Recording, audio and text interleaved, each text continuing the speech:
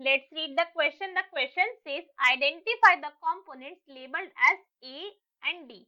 हमें क्या गिवन है, फ्लो चार्ट गिवन है किसका, ब्लड क्लॉटिंग प्रोसेस का, और हमें A to D यहाँ पे डायग्राम के अंदर जो गिवन है वो लेबल करने हैं. तो this is A and this is B. हमें डायग्राम के अंदर क्या नहीं गिवन है, C और D हमें गिवन नहीं है, बट स्टिल हम देखेंगे कि C और D अगर होते इस प्रोसेस के अंदर, अगर कंप्लीट प्रोसेस हमें शो होती तो C और D क्या होते. So now let's start the question. सबसे पहले क्वेश्चन को सॉल्व करने का की कॉन्सेप्ट देखेंगे.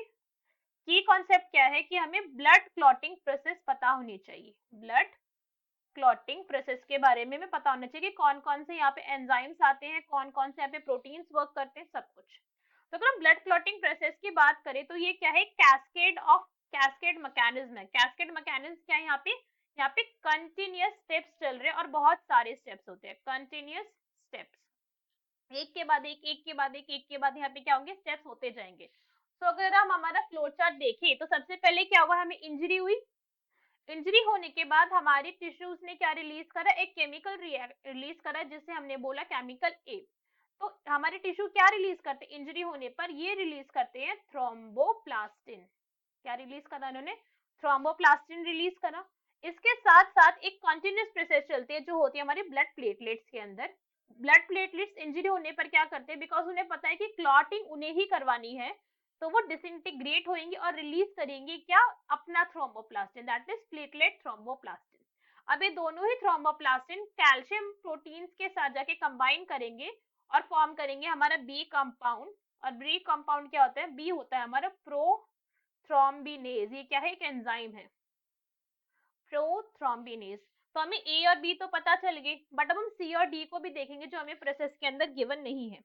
तो सी और डी क्या होते हैं, हमारी रिएक्शन इसके बाद जो कैसे कैरी फॉरवर्ड करती है, it is like this, that prothrombin बनेगा हमारा. एक प्रोथ्रोम्बिन क्या होता है, एक हमारा प्रोटीन है, और ये अभी कैसा इनएक्टिव फॉर्म के अंदर है, बिकॉज ये प्रो है तो ये क्या होगा, एक्टिव होगा with the help of prothrombinase enzyme. इस एंजाइम की मदद से ये जो प्रोटीन है हमारी एक्टिव होगा और फॉर्म करेगा क्या, थ्रोम्बिन.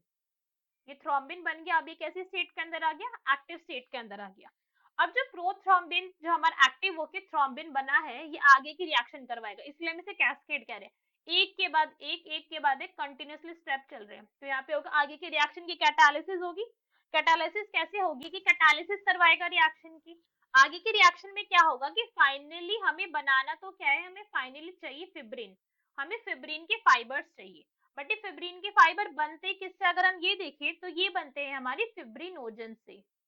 फिब्रिनोजन क्या है, ये भी हमारे फाइबर्स होते हैं जो कि अभी कैसे है, लूजली पैक्ड नहीं है, डेंसली पैक्ड है. ये क्या है, हमारे फाइबर्स है. ये फाइबर्स क्या करेंगे, ये एक्टिव होंगे और फाइनली बन जाएगा हमारा फिब्रिन. तो हमारा डी क्या है यहाँ पे, डी इज फिब्रिनोजन.